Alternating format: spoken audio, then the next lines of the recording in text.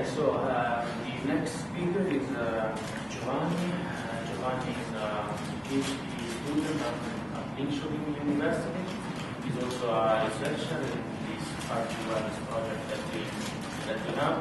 And he's working he's also a research engineer at Ericsson, a researcher at R&D in Sweden, so he has many jobs at once. And so he will be giving a talk which is titled, essentially we'll be talking about cell-free massive MIMO, which is one of the technologies that people are discussing a lot in order to apply massive MIMO in a distributed fashion. So, Joan, yes. Hi everyone. So I'm going to present my work, which title is on the performance of cell-free massive MIMO with short-term power constraint. My co-authors are Dr. Guillaume from Linköping University and Professor Gilascio from Linköping University, and also Dr. Wolfgang from Ericsson Research. This is the outline of my work. I will give you first an introduction to cell-free massive MIMO systems. Then I will go through the system model and the performance analysis of this work. And finally, we will get to the numerical results and conclusion of the works. Cell-free massive MIMO systems has all the characteristics and the properties of a conventional collocated massive MIMO system here on the left hand picture. But the network topology is different, as you can see on the right of this picture. Here, the antennas, here called as access points, are distributed in a random or in a well-planned fashion in a wide area. And but the difference with the conventional distributed massive MIMO is that in cell-free massive MIMO, all access points coherently serve all users in the same frequency band. Compared to the collocated massive MIMO, and due to the network topology, the cell-free massive MIMO systems have the great abilities to spatial multiplex users and also control interference. As a consequence, this kind of system increases the microdiversity gain and improve the coverage probability and the energy efficiency. This comes at the price of a required network just for the exchange, the power control strategies, and the data availability. Anyway, the channel state information acquisition and also the precoding could be performed locally at each access point. But there are also practical reasons to prefer distributed detection, because centralizing antennas means very large service variations, also high heat concentration, large invisible installations, and which require personnel with radio skills, and also power limited by specific SAR regulations. Distributed antennas solves all the above problems, and also potential applications that makes positioning simple and accurate, and also improves the resilience. These are just some examples of potential deployments for distributed cell-free massive MIMO system, for both outdoor and indoor scenarios. Here you should be able to see some dashed red line here, where the access points could be located. So let's move to the motivation and contribution of this work. The fundamental property of massive MIMO systems is the channel uptake. That is, the effective scalar channel gain seen by each user is constant and close to its mid-value. As a consequence, the statistical channel state information on the user side is enough to reapply the code data signals. And the doubling training is not needed. channel hardening properties derives from the law of the large number. This means that it depends on the number of antennas. So, by contrast, in self-free massive MIMO, we potentially have a low degree of channel hardening because due to the network topology, the access points are distributed in a wide area, and each user is effectively served by a smaller number of access points. So the contributions of this work are, we proposed a recording scheme for boosting the channel hardening in a self-free massive MIMO scenario. We provide also a closed-form expression for the achievable rate, which takes into account channel error estimation by implementation effect. And we compare our proposed scheme with the conventional recording scheme well known in the state of the art, named as conjugate reform. So let me define just some parameters of my system model. We consider our M symbol antenna access points, consider also K symbol antenna users with N greater than K. As I say, the channel state information knowledge at the user side is perfect. This means that the access points use MMC to estimate the channel from uplink files and then use this channel estimation to perform the coding. And G and K is the channel coefficient between the gate user and the AIMS access point, which takes into account the large scale fading coefficient, beta and K, and the small scale fading coefficient, H and K, that we assume to be block relay fading. The power of the MMC estimation is gamma and K, which give us information about the quality of the estimation. If the estimation is perfect, this gamma is equal to beta. And finally, we have tau UP, which is the number of symbols per coherence interval steps for the uplink pilots. And this phi K is the pilot sequence sent by the case user, and rho UP is the transmit SNR related to the pilot sequence. So here we compare the conventional recording technique used for self-free massive MIMO, that is the conjugate beforming, with our proposal scheme, named as normalized conjugate beforming, because the beforming factor, which is for conjugate beforming, is the conjugate of the channel estimation. In this case, we normalized the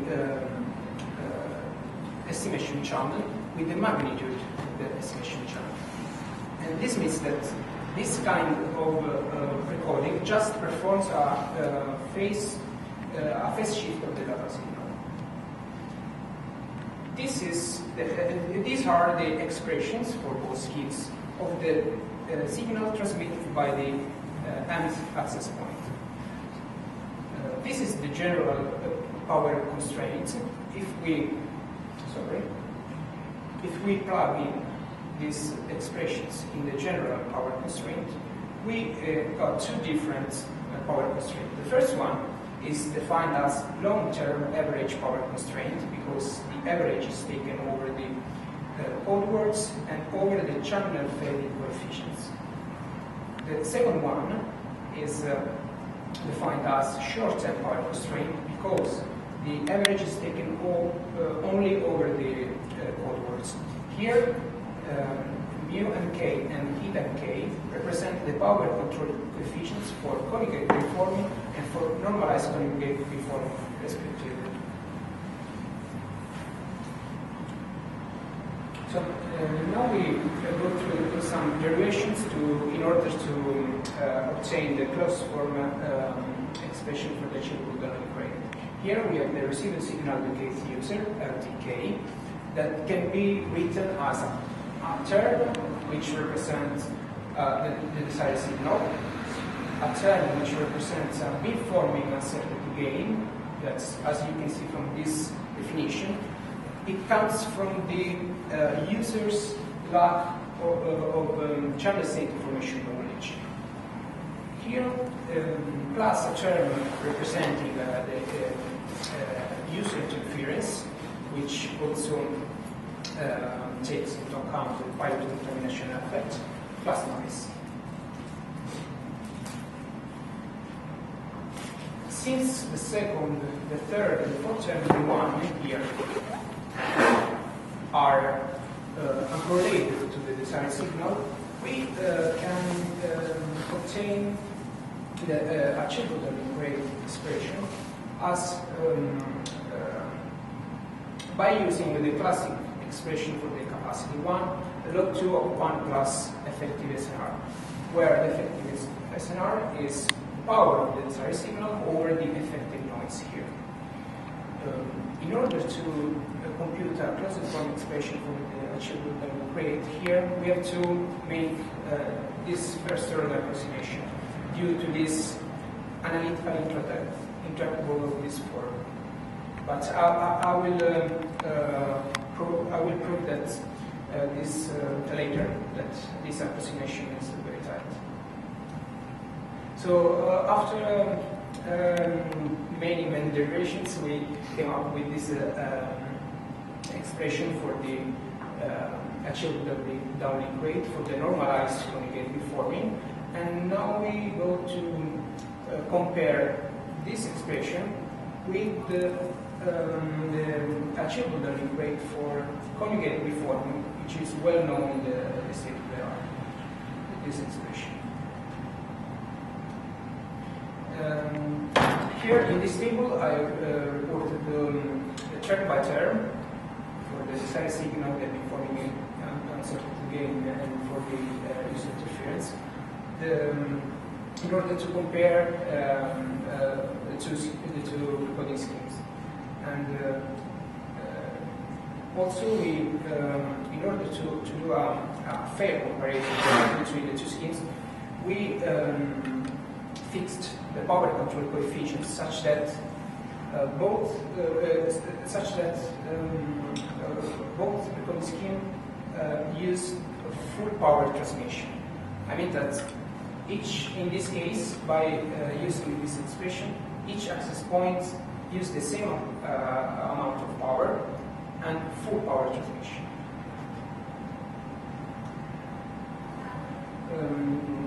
In this table, we can see the main simulation settings. We